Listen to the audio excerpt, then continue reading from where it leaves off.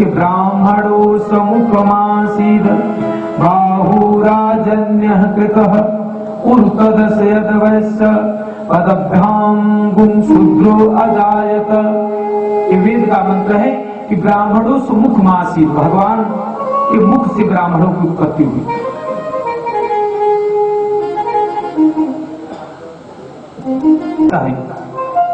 तो सारी प्रजा को पृथु महाराज ने धर्म का उपदेश दिया कि उस राजा का ऐश्वर्य क्षीण हो जाता है जो प्रजा को धर्म का उपदेश नहीं देता, प्रजा के धर्म की रक्षा नहीं करता। ऐसे धर्म से विरुद्ध चलने वाले राजा का राज नष्ट हो जाता है, राज का जो प्रभाव है वो नष्ट हो जाता है, चाहे जिस पार्टी के लोग हैं। वास्तव में राजनीति बहुत अच्छी चीज है, नीतियों की राजा है, लेकिन अपने स्वार्थ हेतु, अपने मान प्रतिष्ठा और जय जयकार करवाने के लिए जो कोई राजनेता बनता है तो उसका ज्यादा समय तक प्रभाव रह नहीं पाता। आदम कुरु में प्रभु, स्कंद पुराण के अंतर्गत मां पार्वती को भगवान भोलेनाथ बोलते हैं कि सबसे बड़ा अज्ञान तिग्रांधस्य विषयाक्रांत चेतस, विषयों में जो प्राणी नेत्र विहीन हो गया है, विवेक विहीन हो गया, उसको ज्ञान, तो पृथ्वी पर के कोई भी औषधि, कोई भी मेडिसिन काम नहीं करेगा। तो इन ग्रह नक्षत्रों की इतनी कृपा हमारे ऊपर है, तो जिन भगवान ने इन ग्रह नक्षत्रों को बनाया, ऐसे परमात्मा की कितनी कृपा होगी।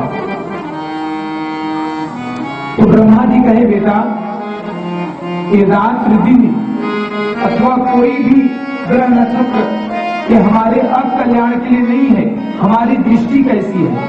अगर कोई घर का तेरे पोते को कुदरे के लिए थोड़ी बनवाया था, तो ऐसे ही कोई भी चीज वस्तु भगवान ने बनाई है। कई लोग तर्क देते हैं कि भगवान ने तंबाकू क्यों बनाया, अगर नहीं खाना था बनाया क्यों, गांजा क्यों बनाया, कोई नशीली चीज क्यों बनाई। तो भगवान ने आग बनाया है, हम आग के द्वारा अपना भोजन तो बनाते हैं लेकिन अपना घर तो नहीं जलाते ना। जहां पर हमारा दिमाग नहीं काम करता वहां पर हम, कहने का मतलब है कि अब वन की तरफ प्रस्थान करो। अगर बाहर नहीं जा सकते तो कम से कम घर में ही एकांत में, एक में ही वृत्तियों का अंत कर देना ही एकांत है। सच्चा एकांत क्या है कि अब उस एक परमात्मा में अपनी वृत्ति को शांत कर देना, समाहित कर देना, एक सबसे बड़ा एकांत है। अप्सरा से विवाह किए उन्होंने। महाराज आग्नेय जम्बूद्वीप के 9 खंड करके अपने 9 पुत्रों में, अगर है शौक मिलने का तो कर खिजमत फकीरों की, और ये जौहर नहीं मिलता अमीरों की खजाने। ये जो खजाना आपको मिल रहा है, ये खजाना अमीरों के खजाने में आपको नहीं मिलने वाला। एक तो भगवान के भक्तों के द्वारा, संतों के द्वारा और भगवान की कथा श्रवण करने से ही आपको ये खजाना प्राप्त हो सकता है। तो ऋषभ भगवान को लगा कि ये जो 40 कोस तक उनके शरीर से इतनी दिव्य सुगंध निकलती थी ऋषभ भगवान के शरीर से, कि 40 ओर का जो क्षेत्र था वो महक उठता था सुगंध से, उनके शरीर से इतनी सुगंध निकलती थी। जबकि आजकल के लोग महकने के लिए स्प्रे का प्रयोग करते हैं, लेकिन तब पर भी कुछ देर के बाद बदबू आने लगती है, क्योंकि ये महक कितनी देर चलने वाली है। ऋषभ भगवान की ओम अर्काय नमः, ओम पुष्णे नमः, ओम मरीचये नमः, सहस्र किरणाय नमः, ओम सवितुर सूर्य नारायणाय नमः। इस प्रकार से भगवान सूर्य का कोई प्रॉब्लम, कोई समस्या उसके घर में नहीं रहेगा, लेकिन विधिवत कोई सूर्य उपासना करे। सूर्य उपासना करने से दरिद्रता का नाश होता है। कोई कितना भी कंगाल हो, कितना भी गरीब हो, यदि नित्य प्रति भगवान सूर्य नारायण को अर्घ दे, लाल पुष्प और लाल रोली डाल करके भगवान शिव नारायण को प्रतिदिन यदि अर्घ दे तो उसको कभी भी धन की कमी नहीं होगी, कभी वो दरिद्री नहीं हो सकता। सूर्य नारायण भगवान को अर्घ दे रहे, इतने में क्या देखते हैं कि शेर के चिघाड़ से, दहाड़ से तुलसी उनकी और गति घर घर करत सने। एक मृगी के चिंतन से जब राजा भरत सम्राट होते हुए भी दूसरे जन्म में उनको मृगी की योनि मिली, मृगी की योनि को मिली, लेकिन मृगी योनि में जन्म हुआ और तीसरे जन्म में अंगिरा गोत्री ब्राह्मण के घर उनका जन्म हुआ। तब उनको लगा कि ज्यादा चालाक बनने में बहुत ही घाटा है, कि भूल करके उन खुशियों से मत खेलो जिनके पीछे लगी हो गम की कतारें। संसार में जो होशियार होता है ना वो ज्यादा फंसता है। कि चतुराई चूल्हे पड़ी पूर्व परो आचार, तुलसी हरि के भजन बिन सब नरक को सार। कि बलि अगर हो गई तो मैं कैसे जीवित रह सकती हूँ, या मैं कैसे निश्चित रह सकती हूँ।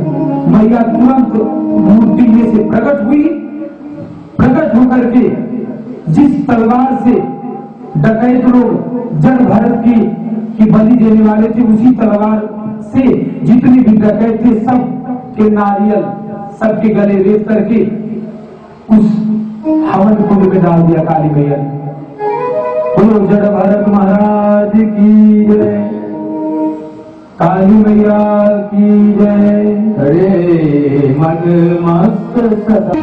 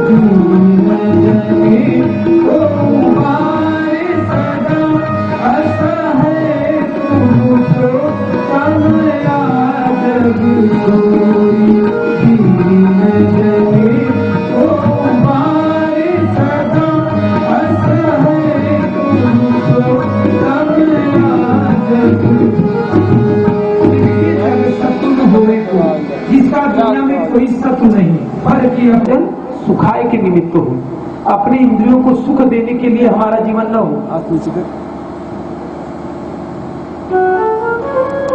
तो वर्ष में ही सारे अवतार होते हैं। तो भगवान सुखदेव जी महाराज कहते हैं राजा परीक्षित को, सनकाद ऋषि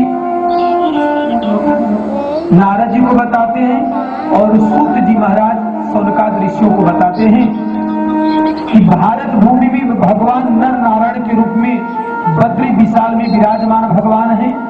समस्त विश्व को विराट भगवान का स्वरूप है, लेकिन भारत भूमि भगवान का हृदय स्थल है। तो आपको पता है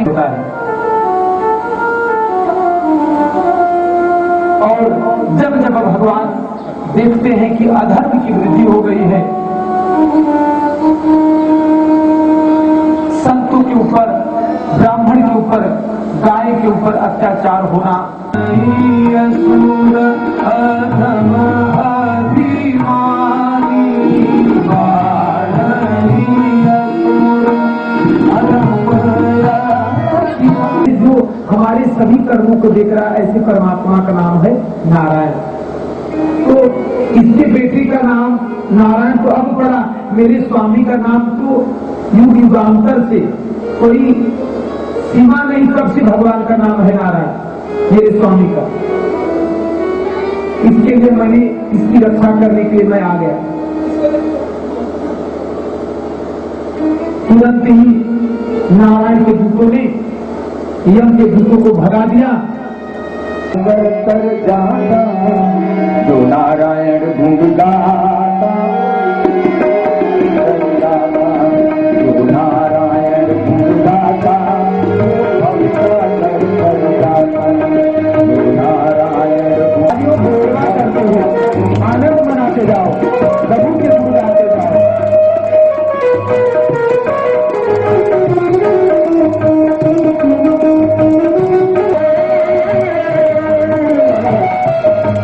यमराज कहे गुण किंकर,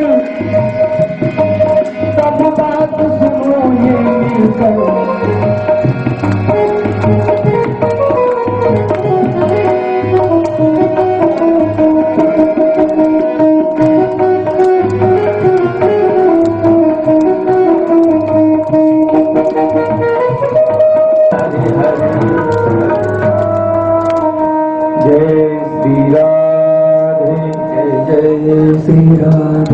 तो अजामिल की कथा बताने के पश्चात आगे सुखदेव